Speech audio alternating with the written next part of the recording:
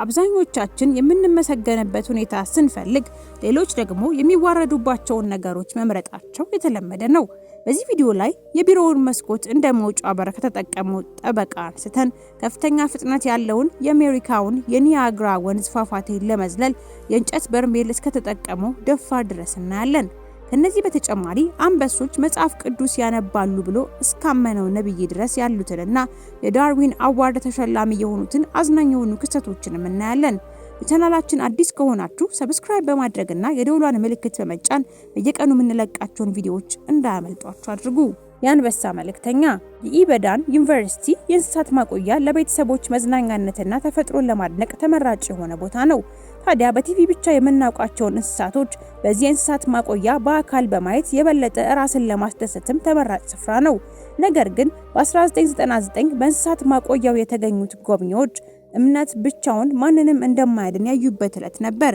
በዚህ ቀን ነቢይ ዳንኤል አባድ ዱራን በመጽሐፍ ቅዱስ ላይ በአናብስት ሳይበላ 3 ቀንና ሌሊቶችን በሕይወት ባሳለፈው ቅዱስ ዳንኤል ተነሳሽነት እሱም ይህንን ተአምር መድገም እንደሚችል በማመን በእጁ የያዘውን መጽሐፍ ቅዱስ ብቻ በመያዝ በድፍረት ወደ እንስሳት ማቆያ ሰራተኞቹ በመሄድ አንድ ጥያቄ ያቀርባል። ያቀረበው ጥያቄም የአንበሶቹን አጥር በማለፍ ወደ አንበሶቹ መኖሪያ መግባት የሚል ነበር። በመጀመሪያ የእንስሳት ማቆያ ሰራተኞቹ ዳንኤል እየቀለደ መስሏቸው ነበር። ነገር ግን እሱ የምሩን ነበር። ታዲያ ሰራተኞቹ እንዲፈቅዱለት በተደጋጋሚ የተማጸነው ዳንኤል በመጨረሻም በምን አይነት መንገድ ወደ አንበሶቹ መኖሪያ እንደገባ ባይታወቅም እሱ ግን አጥሩን አልፎ ከአንበሶቹ ፊት ቆሟል። ዳንኤል ልክ ፊልም ላይ እንደምናየውና በአፈ ታሪክ እንደተነገረን ረጅም ቀይ ቀሚስ ለብሶና መጽሐፍ ቅዱስ የያዙትን እጆቹን ወደ ላይ አንስቶ በጩኸት ስብከቱን ጀመረ።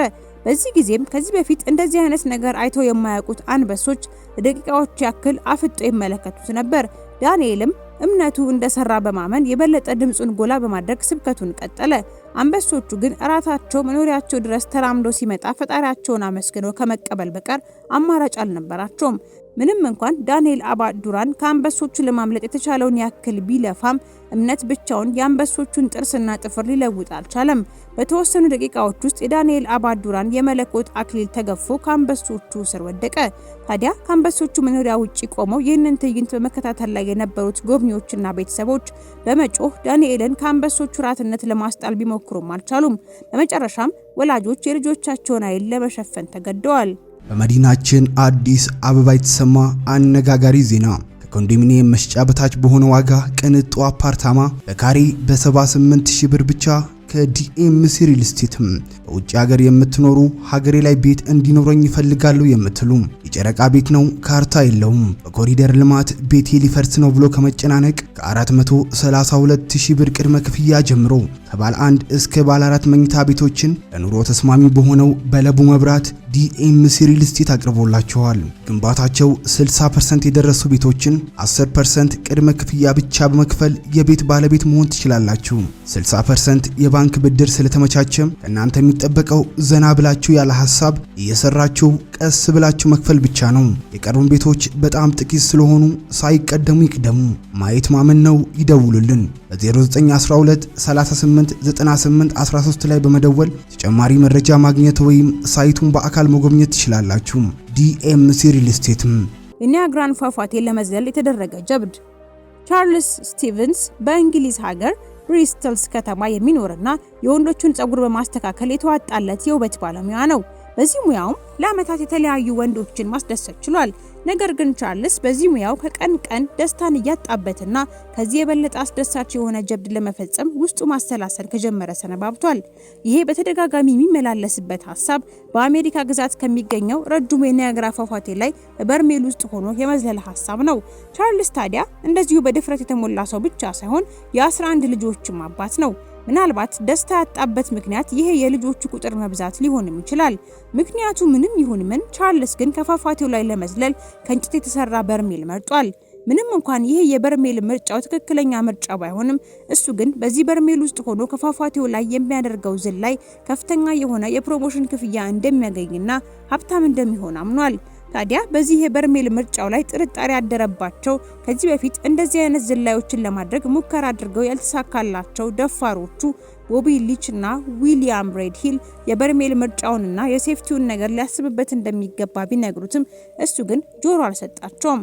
ቻርልስን በመጨረሻ በሰፋፊ ብረት በተከበበው የእንጨት በርሜል ውስጥ እግሮቹን በርሜሉን አጥብቀው ከያዙት ብረቶች ጋር ታስሮ በመግባት ወደ ፏፏቴው ዘለለ። ነገር ግን የመጨረሻው ውጤት እንደተጠበቀው አልሆነም። ወደ ፏፏቴው የተወረወረው ቻርልስ ስቲቨንሰን የያዘው በርሜል ከግራቪቲ ጋር መጣላት አልቻለም።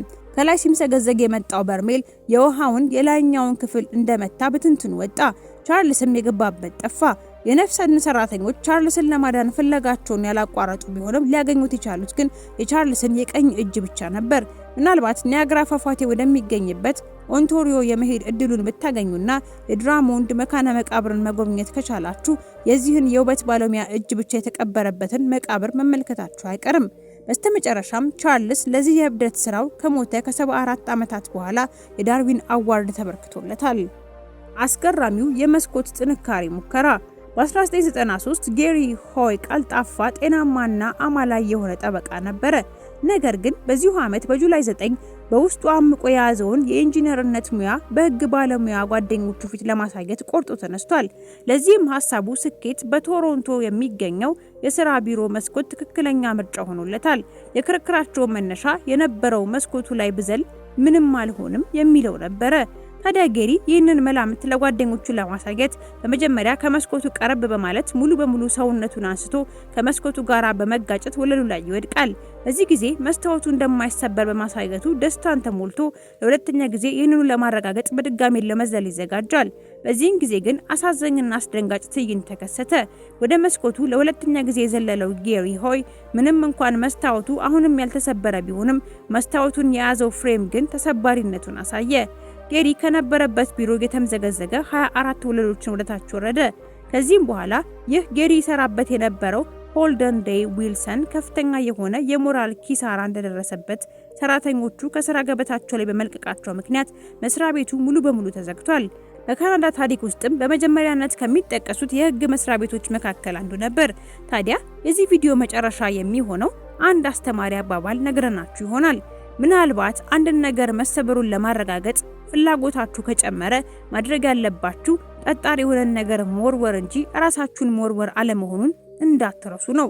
አብራችሁን ስለነበራችሁ እያመሰገንን ሌሎች አስገራሚ የሆኑ ቪዲዮዎችን እንድትመለከቱ ወደ ቻናላችን ጋብዘናችኋል። ደህና ቆዩ።